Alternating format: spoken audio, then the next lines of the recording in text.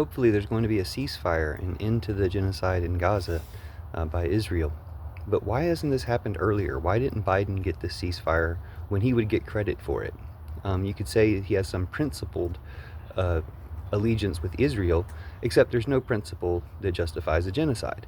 So you should never support a genocide, and that's what we did. And you could say that maybe it's more calculated, that he didn't want the ire of AIPAC helping Trump or hurting him from winning the election. Well, guess what? You didn't win the election. You lost the election.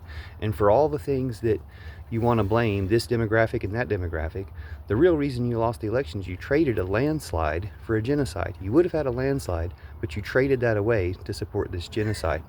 The worst thing you could think is that Biden wanted Trump to win, always did. That's why he never arrested him, while he rightfully should have. He stayed in the race so long, and why he didn't end this genocide.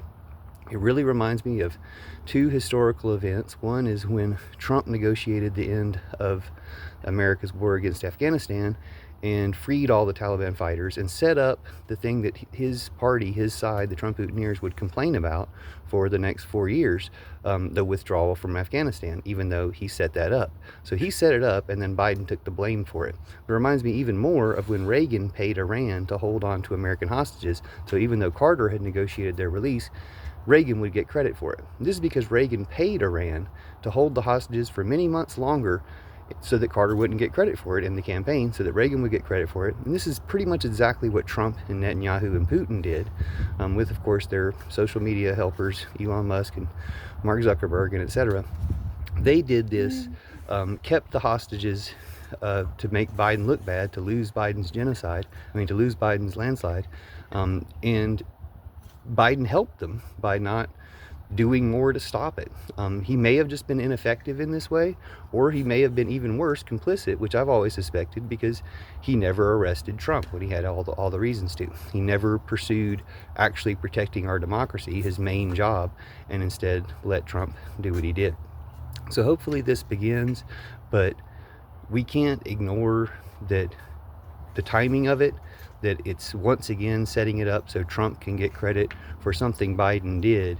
But it doesn't make Biden any better if Biden literally prolonged it in order to get Trump credit, in order to get Trump in power, in order to prevent America from becoming good when we have the chance. And these types of decisions, whether or not you support a genocide, are why you have the chance. It will be better for the people of Gaza if the war ends, if the genocide ends. It won't be Trump's doing. Trump will make it worse for someone else in the world. It'll be at the expense of someone else, which is why you can never give in to these things. We never should have let Trump look like he was the party to stop the war, when it was, of course, Biden's job to stop the war, and we weren't putting enough. Well, we tried to put pressure for him to do it, but he just wasn't having enough of a conscience or soul to do that, or these machinations of not wanting to upset AIPAC / wanting Putin and Trump's plan to literally destroy this country was part of his plan too, and the whole reason they did it this way, all at the expense of the people of Gaza and the people of Israel and people elsewhere who have been hurt by not having effective, strong, good leadership to do good things, not to make the other side look bad in order to look good later, and all this different stuff that, again, good for the people of Gaza. Trump doesn't deserve credit for it. Trump and Putin and Netanyahu, this right-wing coalition, global coalition of evil tyrants, deserve all the blame, except if Biden's assisting that coalition of evil tyrants more than just being, ineffective or weak-minded or whatever it was that made him unable to stop the genocide, then he's one of them too. And we need to have completely different leadership. Maybe for the first time ever, some progressive leadership from the left, like we should have run AOC or Jasmine Crockett or someone else to replace Biden to begin with, because they were already standing up against the genocide, and we could have gotten back the landslide that they traded for the genocide.